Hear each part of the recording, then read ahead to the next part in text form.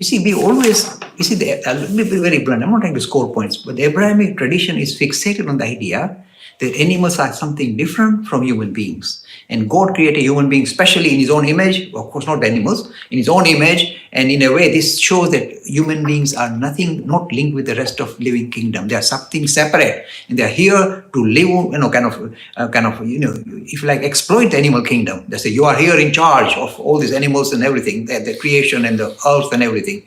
So this is how the Abrahamic tradition are very keen to promote their idea of no evolution. In fact, Charles Darwin, a great, a religious person, when he discovered evolution, when he did the research and found very clear evidence of evolution, that there is continuity of species, etc., and this is what the origin of species, etc., he had great difficulty in relating to Christianity, because he said this central feature of Abrahamic tradition that God created human beings as separate Adam and Eve, it is not right. We are a continuation of the animal kingdom. This is his discovery of evolution. Now, the moment he discovered, he had great difficulty. For years, he struggled with the idea of God and the Abrahamic tradition that God created human beings. In fact, he was very nervous to publish his work because he thought that he'll really offend so many Christians. The backlash he'll have. He had backlash. So they portrayed him with a monkey face and all that weird stuff they're doing to him, to demolish his dignity. And he stood his ground. He, in fact, abandoned the church. He became an atheist, simply because of theory of evolution. Shows his grandeur, shows his master, he's a masterly person, clear thinker. So evolution is very strong. There are still lobbies in the Abrahamic tradition who are very anti-evolution. In the United States, in the Baptist belt, in some schools, you can't teach evolution even today. You want to be in the modern world, you are not allowed to teach evolution. Say, no, God created human beings separate. You are not extension. Oh, there are some kind of links missing, that means evolution is not real. They're trying to find every kind of little loophole to say that evolution is not real. There are billions of fossil records which show very clearly evolution. And this story started 3.5 billion years ago, where the first living thing seems to have appeared on Earth. From fossil record, 3.5 billion.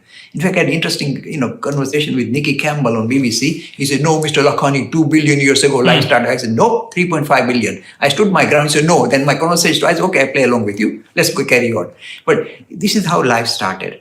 There's very clear evidence. You can check out all the serious science channels that evolution continued for 3.5 billion years, and then it produced this complex being called human being. The very clear evidence, you can't avoid it. And what we call Homo sapiens, thinking human being, only appeared about 100,000 years ago on Earth. And there was recent discovery of some other creature which is more like still looking like an ape about 200 or 300,000 years ago. And somebody said, Mr. Lakhani, this shows that our stories of Ramayana, which was 200,000 years, is true. I said, no, my friend, they were like apes, and they are nothing to do with that particular species seems to have died down. So Homo sapiens survived since about 400,000 years. Be clear thinkers. If you find some new evidence, be ready to be challenged. Be ready to say that I got it wrong. Have that ability. But don't say, oh yes, because we saw one skeleton, that means there was Ramayana is 200,000 years. Don't talk to stuff like that. So evolution is very genuine. And Hindus have always subscribed to it, as you Nishidvan rightly put. In the colorful story of the Dasavatar, we see the evolution, the story of evolution.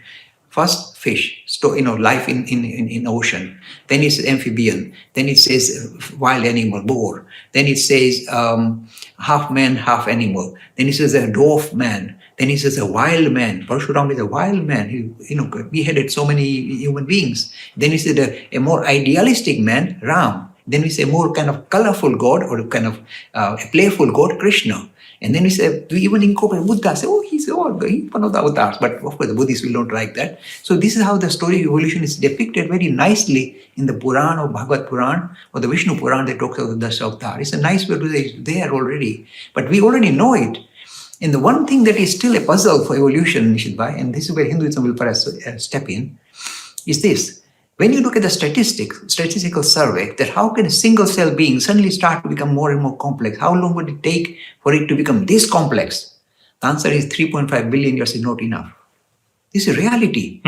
This is scientific, real scientific, kind of challenge to the. I'm not saying evolution is wrong. I'm simply saying it's an issue that has not been resolved by the theory of evolution of Darwin or modern, Richard Dawkins. They say it's just happened by chance, Mr. Lakhani. They just click together.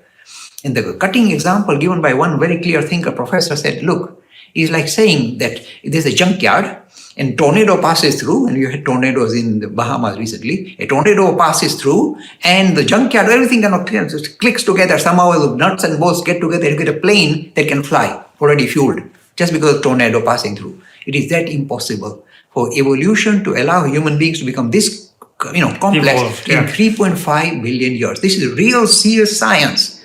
And the scientists don't want to listen to it. No, it's just chance. By chance it happens. It can happen. And they get away with it. But in reality, what the Hindus are saying is, this is not a random process of progressing in life. This is a directed process. As if something is directing life to kind of take on more complex, so there is it's not a random process. According to modern biology, it's random. We say, no, it's a directed process. They say, but who directs it? The thing is unfolding, is directing it. That's the answer. And that thing is we call it's Brahman. Anyway, I'm digressing quite a lot. No problem. So the next question is by Trushal Patel. And Trushal is asking that, why do certain Hindus, especially the knowledgeable Gyani Mahatmas, etc., keep a shikha? The younger children, of course, don't understand why, and they feel that it looks funny. But we know the reason why it is there. But maybe you can explain it to some of the viewers. Okay. Why the shikha is kept. I'll just give you some background to it. I may be wrong. I like to be put my hands up when I'm not sure. But in earlier times, when the youngsters were asked to go and live in an ashram and study any field, maths or Sanskrit or whatever, when they were tiny little boys, and of course girls were not there at the moment. So the little boys would go and live in the ashram of some great Mahatma, and they are trying to study. And while they are studying, they doze off. And this is the story I heard. Maybe it may be wrong, but I think it's very likely the real reason. So they said, if you keep a little shikha and tie it up, the boy cannot doze off, because the shikha will pull him up saying, hang, carry on, study. This may be the real background to the idea of keeping a shikha. But then you see, you can give, if you like, you can shoehorn meaning to it, saying that this is the reason why it is. It's in a way linking to your brain, etc. But I personally think this may be purely a pragmatic, a practical thing we had adopted a long time ago. And it still continues. I'm not here to demolish it. I'm simply saying, I'm trying to find a reason of why it may have been there.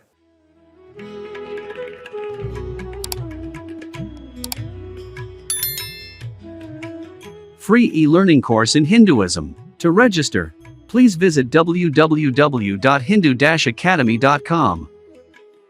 Talks on Hinduism. Sponsored by People Care.